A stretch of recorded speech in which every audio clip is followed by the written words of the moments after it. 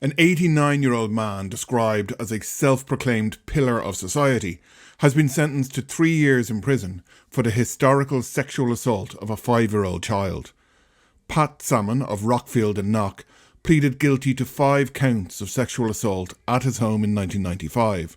The complainant, who was known to him and trusted by her family, asked that Salmon be named, but that her identity remain private.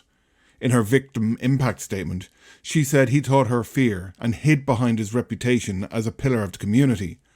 She described being 5 years old, taken to his bathroom and exposed to sexual acts that no child should endure.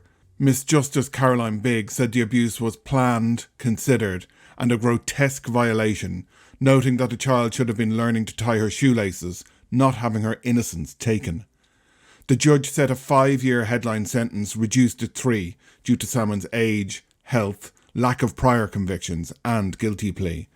The complainant said the trauma followed her into adulthood, but that his power over her had ended. "What you did to me will always be part of my story," she said, "but it will not define me."